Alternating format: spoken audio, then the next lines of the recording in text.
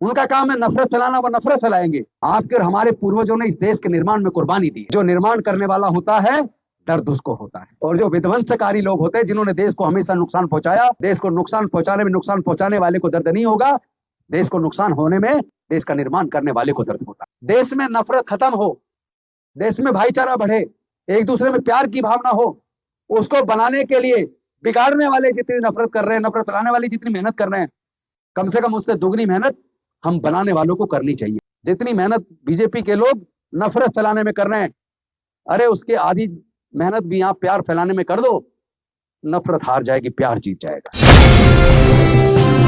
इस आधुनिक भारत का निर्माण करने वाले, आज जितना भी हम पूरे भारत में तरक्की देख रहे हैं, उसका पूरा आर्किटेक्ट बनाने वाली तो उस वक्त की कांग्रेस थी। आज की सरकार कम से कम बताए तो सही, उन्होंने भारत के निर्माण में उनका योगदान क्या है। वो तो नहीं बोलेंगे, उनका काम है नफरत फैलाना, वो नफरत फैलाएंगे। ये बात आज इस अवसर पे आप सबसे इसलिए कह रहा हूं क्योंकि आप कांग्रेस के वीर सिपाही हैं। आपके और हमारे पूर्वजों ने इस देश के निर्माण में कुर्बानी दी है। तो जो निर्माण करने वाला होता है, दर्द उसको होता है।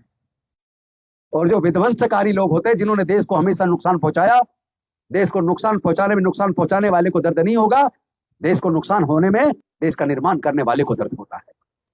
ये दर्द का एहसास आपको और हमें सबको होना चाहिए। तो हमारी आपकी जिम्मेदारी है। झूठ फैलाने वाले, नफरत फैलाने वाले कई गुना ज्यादा मेहनत कर रहे हैं, लेकिन क्या कांग्रेस के आज के लोग उस तरह की मेहनत कर रहे हैं देश को बचाने के लिए? देश के स्वतंत्रता, देश के संविधान, देश के गणतंत्र को बचाने के लिए, और साथ ही साथ देश में नफरत खत्म हो, देश में भाईचारा बढ़े, एक दूसरे में प्यार की भावना हो, उसको बनाने के लिए बिगाड़ने वाले जितनी नफरत कर रहे हैं, नफरत फैलाने वाली जितनी मेहनत कर रहे हैं, कम से कम उससे दुगनी मेहनत हम बनाने वालों को करनी चाहिए। इस अवसर पर मैं आप सबको निवेदन करता हूं, आप सब लोग एक एक बूथ पर 10-10 लोग तैयार करो। ये SIR के नाम पर कितनी भी धोखाधड़ी करने की कोशिश करें, अगर बूथ पे हमारे 10-5 लोग हैं हर बूथ पर, तो जैसे ही लिस्ट आती है, वोटर लिस्ट, एक बूथ पर कितने घर होंगे? 1300 वोट, 1200 वोट, यानी टोटल परिवार 300, 350, 300, 350 परिवार पर फिजिकल विजिट करने में, वेरीफाई करने में आपको कितने दिन लगेंगे? कितने दिन लगेंगे? ज्यादा ज्यादा 2 से 3 दिन। तो क्या अगर आप, जैसे ही चुनाव आयोग वो लिस्ट जारी करता है, अगर आप बूथ पे मजबूत हैं, उस लिस्ट को लेकर आप 2 से 3 दिन में एक एक घर को वेरीफाई कर सकते हैं, फिजिकल वेरिफिकेशन करके जान सकते हैं किसकी जायज वोट कटी और कितने फर्जी वोट बने। किसी की ताकत नहीं है धोखा कर दे। धोखा वो इसलिए कर पा रहे हैं क्योंकि कहीं ना कहीं हम अपने काम में कोताही बरत रहे हैं। हमें मेहनत करनी होगी।